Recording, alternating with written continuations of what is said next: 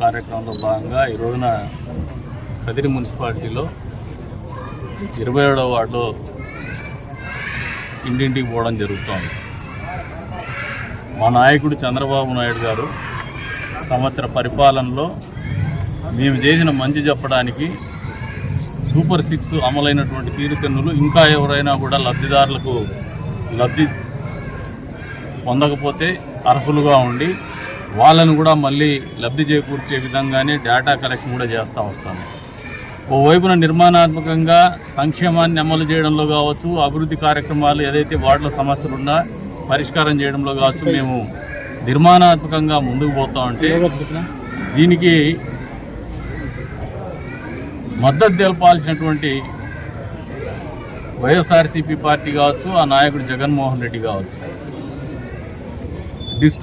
ఎప్పుడు కూడా destructive politics నమ్ముకొని మళ్ళీ ప్రజల దగ్గరికి వాళ్ళ నాయకులు పొమ్మంటున్నాడు క్యూఆర్ కోడ్ ఇచ్చి. మాకేం అభ్యంతరం లేదు, పోయేసి ఒక మీటింగ్ వాళ్ళు పెట్టుకుంటే వీళ్ళ మీటింగ్ తర్వాత వాళ్ళ కార్యకర్తలు చెప్తా ఉన్నారు ప్రజల్లోకి ఏమో పొమ్మంటున్నారు ఇప్పగారు, ప్రజల్లోకి పోతే మమ్మల్ని ఉమ్మేసేటట్టున్నారు ముఖం మీద, వాళ్ళు అన్నీ చేసే టైంలో మమ్మల్ని పొమ్మంటున్నారు, మీరు రాండి అంటున్నారు. వీళ్ళు వచ్చే పరిస్థితి లేదు, వాళ్ళు పోయే పరిస్థితి లేదు. ఈ కారణం ఏమంటే చంద్రబాబు నాయుడు గారు ప్రజలకు ఇచ్చినటువంటి హామీల్ని నెరవేర్చినటువంటి విధానం. పెన్షన్లు మొదటి నెలలోనే 4,000 రూపాయలు, 6,000, 10,000, 15,000 పెంచడం, మొదటి నెలలోనే 3,000 రూపాయలు కూడా అదనంగా చేర్చి 7,000 రూపాయలు పెన్షన్ అందజేయడం. అంతేకాకుండా 1వ తారీఖు పొద్దున్నే మీరు వాలంటీర్ వ్యవస్థ లేకపోతే అసలు పెన్షన్ కార్యక్రమమే జరగదు, పంపిణీ కార్యక్రమం అని చెప్పినటువంటి దానికి భిన్నంగా గతంలో ఎప్పుడు లేనటువంటి విధంగా మొదటి రోజునే మొదటి 2 గంటల్లోనే దాదాపు 80-90% మేర పెన్షన్లు పంపిణీ కార్యక్రమం పూర్తవుతోంది. మొదటి రోజునే 100% అచీవ్ అవుతోంది. అంతేకాకుండా ఏదైతే అధికారం లేకొచ్చినాక జగన్మోహన్ రెడ్డి మెగా డిఎస్సి ఎప్పుడు అనౌన్స్ చేయాల, జాబ్ క్యాలెండర్ ఎప్పుడు అమలు చేయాల, కానీ మేము మెగా డిఎస్సిని అనౌన్స్ చేసి 16,700 దాదాపు 16,700 పోస్టులకి నోటిఫికేషన్ ఇవ్వడము, పరీక్షలు నిర్వహించడం కూడా జరిగింది. వచ్చే రోజుల్లో ఇంటర్వ్యూస్ కూడా జరగడం జరుగుతుంది, వాళ్ళకి ఉద్యోగాల కల్పన కూడా జరగడం జరుగుతుంది. అంతేకాకుండా పెట్టుబడుల రూపేణా గతంలో ఈ రాష్ట్రాన్ని చూసి పారిపోయేవాళ్ళు, ఇప్పటికి కూడా జగన్మోహన్ రెడ్డి పేరుతోనే భయపడే పరిస్థితులు ఉన్నాయి కొంతమంది ఇన్వెస్టర్స్. మళ్ళీ ఆ రాక్షసుడు వస్తే మా పరిస్థితి ఏంటి? కానీ ఆ రాక్షసుడు ఆ భూతాన్ని సీసాలో బంధించేటువంటి కార్యక్రమం ఉంటుంది. ఖచ్చితంగా ఆ మద్యం సీసాలోనే ఆయన కూరుకుపోయినాడు, దాని నుంచి బయటకు వచ్చే పరిస్థితి ఉంటుంది. అంతేకాకుండా ఈ రోజున హంద్రి నీవాసుల స్రవంతి ద్వారా ఈ ప్రాంతాలకు నీళ్ళు ఇవ్వడమే కాదు, చివరి టెయిల్ పాయింట్ వరకు కూడా నీళ్ళు ఇవ్వాలనే ఆలోచనతో హంద్రి నీవా కాలువని వెడల్పు చేయడం అయితేనేమి, లైనింగ్ చేయడం అయితేనేమి, రైతులకు ఉన్నటువంటి భయాందోళనని దూరం చేస్తూ చెరువులు ఈ ప్రాంతంలో ఆయకట్టు అనేది లేదు, చెరువుల కింద ఉన్నటువంటి ఆయకట్టు ద్వారానే పంట పొలాలు పండుతాయి. ఇక్కడ ఆ పంట పొలాలకు నీరు అందించాలంటే చెరువులు నింపాల. ఆ చెరువులు నింపేటువంటి కార్యక్రమంలో కూడా ఏదైతే ఆర్గనైజ్డ్గా కొన్ని వెంట్స్ పెట్టి అన్ని చెరువులు నింపేటువంటి కార్యక్రమం చేస్తూ ఉన్నామని చెప్పేసి కూడా ప్రజలకు తెలియజెప్తాను. అంతేకాకుండా ఈ రోజున ఇల్లు లేనటువంటి వాళ్ళు మరి మీరు జగనన్న కాలనీల పేరు మీద దందాలు చేసినారు, కానీ పేద ప్రజలకు ఇల్లు ఇవ్వాల, పేద ప్రజలకు ఇళ్ల పట్టాలు ఇవ్వాల. ఇళ్ల పట్టాలు ఇచ్చింది కానీ ఇల్లు తీసుకున్నది కానీ దాన్ని అమ్ముకున్నది కానీ ఎవరంటే వైఎస్ఆర్సీపీ పార్టీ నాయకులు, కార్యకర్తలు అమ్ముకున్నారు. అంతేగాని పేద ప్రజలు నిజంగా లబ్ధిదారులు, అర్హులైనటువంటి లబ్ధిదారులకు అందజేసినటువంటి పరిస్థితులు లేవు. మౌలిక వసతుల సదుపాయాల్లో ఎక్కడ కూడా ముందుకు పోలే. ఈరోజు జగనన్న కాలనీలు మీరు నిజంగా ఏర్పాటు చేసి ఉంటే దాంట్లో ఎక్కడైనా ఇన్ఫ్రాస్ట్రక్చర్ ఉందా? రోడ్స్ కానీ, డ్రైనేజ్ వ్యవస్థ కానీ, డ్రింకింగ్ వాటర్ ఫెసిలిటీ కానీ ఎక్కడ కూడా ప్రొవైడ్ చేయాలి. తూతూ మంత్రంగా ఎలక్షన్స్ వచ్చినప్పుడు ఒక ఐవాష్ కార్యక్రమం కింద చేసినారు. ఇప్పుడు తగుదనమ్మా అంటూ ప్రభుత్వము మొదటి సంవత్సరంలోనే ఆర్థికంగా మీరు పెట్టినటువంటి ఆర్థిక విధ్వంసానికి గురైనటువంటి రాష్ట్రము కుదేలైనటువంటి పరిస్థితుల నుంచి రాష్ట్రాన్ని మళ్ళీ అభివృద్ధి పదంలో నిలపాలని చంద్రబాబు నాయుడు గారు, నరేంద్ర మోడీ గారి సహకారంతో కావచ్చు, పెద్ద ఎత్తున అమరావతి నిర్మాణానికి మొన్నటి రోజున 15,000 కోట్ల రూపాయలు లోన్ కింద ఉన్నది గ్రాంట్ కింద కన్వర్ట్ చేస్తుంది. అది క్రెడిబిలిటీ చంద్రబాబు నాయుడు గారు. రాష్ట్ర ఆర్థిక పరిస్థితి మీద భారం కాకుండా మలుచుకున్నటువంటి పరిస్థితి. అంతేకాకుండా ఈ రోజున క్వాంటమ్ వ్యాలీ ఇంత పెద్ద ఎత్తున మళ్ళీ కిమ్స్కు నిన్నటి రోజున 25 ఎకరాలు భూమిని కేటాయించడం, ఇన్స్టిట్యూట్స్ని తీసుకొస్తున్నారు, క్యాపిటల్ని నిర్మిస్తూ ఉన్నారు. సీడ్ క్యాపిటల్ కూడా పూర్తయ్యేటువంటి పరిస్థితి వస్తుంది. పోలవరం పూర్తి కావడానికి 12,000 కోట్ల రూపాయల పైచిలకు డబ్బులు తీసుకొచ్చినటువంటి పరిస్థితి, శరవేగంగా పోలవరం పనులు జరుగుతున్నటువంటి పరిస్థితి. కాదు ఏదైతే నీటి ప్రాజెక్టులు ఉన్నాయో, సాగునీటి ప్రాజెక్టులు కావచ్చు, తాగునీటి ప్రాజెక్టులు కావచ్చు, రాష్ట్రంలో యుద్ధ ప్రాతిపదిక మీద చేయాలని ఒక సంకల్పంతో ముఖ్యమంత్రి గారు ముందుకు పోతా ఉంటే QR కోడ్ పెట్టుకొని జగన్మోహన్ రెడ్డి వాళ్ళ నాయకుల్ని ఊర్లోకి పంపిస్తాను. తిరగండి మీరు, మాకు అభ్యంతరం లేదు. మా నియోజకవర్గంలో అయితే ఆహ్వానిస్తాను. ఎందుకంటే మీరు పోయినా జరిగేదేమి లేదు, ఒరిగేదేమి లేదు.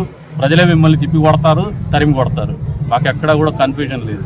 అంతేకాకుండా మామూలుగా ఈ పార్టీని చూస్తే కుంభకోణాల పార్టీ, మద్యం స్కామ్లో పార్టీ కూరకపోతే ఈ నియోజకవర్గానికి వస్తే మెడికల్ M&M మామూలుగా మహీంద్రా అండ్ మహీంద్రా కంపెనీ ఉంది, కానీ ఇక్కడ ఒక M&M ఉంది. మెడికల్ అండ్ మద్యం ఇక్కడ ఒక M&M స్కామ్ ఉంది. పాపం M&M వాళ్ళు కూడా బాధపడతారు వింటే.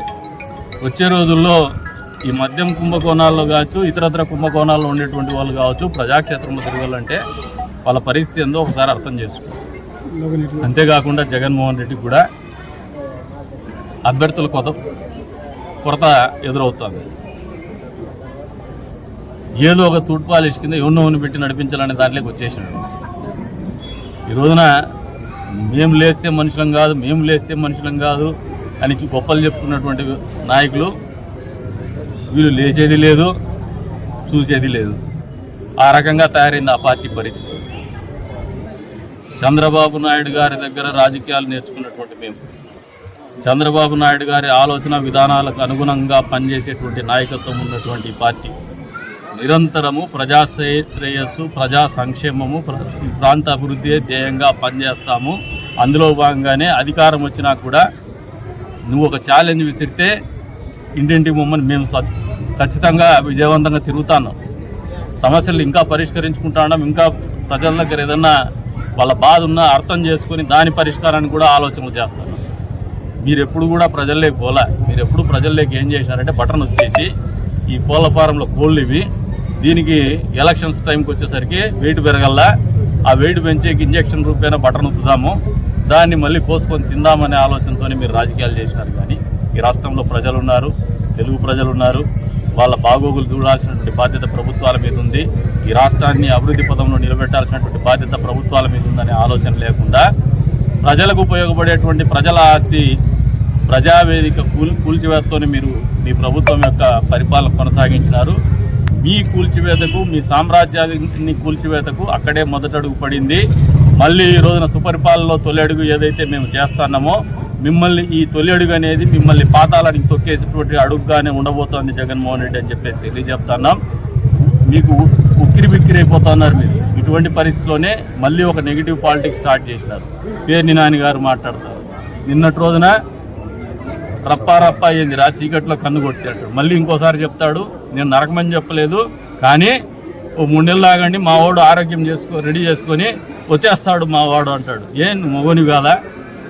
నీకు సేవ లేదా? నీకు చేత కాదా పేర్ని నాని? వాడు వస్తే కానీ మీరు రాజకీయాలు చేయలే పరిస్థితులు ఉంటారా? ఇదే మీ పార్టీ పరిస్థితి. అంటే మీరు జగన్మోహన్ రెడ్డి కూడా పనికిరాడా? మరి జగన్మోహన్ రెడ్డి మీకు సింహం, పులి, ఏనుగు ఏంటో చెప్తూ ఉంటారు కదా.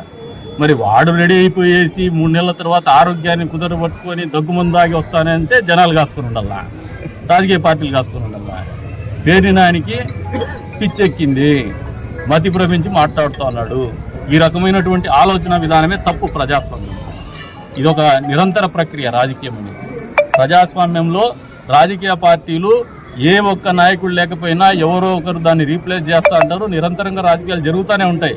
మీ వంశీ వచ్చినా, లేదండి మీ జగన్మోహన్ రెడ్డి వచ్చినా, లేదు వాళ్ళ తాత రాజారెడ్డి వచ్చినా, ఈ రాష్ట్రంలో చంద్రబాబు నాయుడు గారు అమలు చేస్తున్నటువంటి సంక్షేమం కానీ, ఈ రాష్ట్రం అభివృద్ధి కోసం పాటుపడుతున్నటువంటి పరిస్థితులు కానీ, మమ్మల్ని ప్రజాక్షేత్రంలోకి పంపించేసి ప్రజల బాగోగుల్ని చూడమని, సంక్షేమం అమలు చేసేటువంటి విధానంలో మరింత మెరుగులు దిద్దుకునేటువంటి పరిస్థితులు కల్పించమని, ఆ రకంగా నాయకులు పనిచేయాలని చెప్పేసి మాకు చేసినటువంటి ఒక దిశానిర్దేశాన్ని తూచా తప్పకుండా అమలు చేయబోతున్నాం అని చెప్పేసి వైఎస్ఆర్సీపీ పార్టీకి తెలియజెప్తున్నా, ప్రజలకు కూడా తెలియజెప్తాను. పేర్ని నాని మాట్లాడుతున్నటువంటి మాటలకి, నీ ఉడత ఊపులకి భయపడేవాడు ఎవడు లేడు. వల్లభనేని వంశీ ఇంకా ఏదైనా తొందరగా ఆరోగ్యం బాగా చేసుకునేటట్టు ఉంటే ఆసుపత్రి ఏదైనా మేమే కాల్సి చూపిస్తాం, తొందరగా రెడీ అయ్యి రమ్మని చెప్తాను.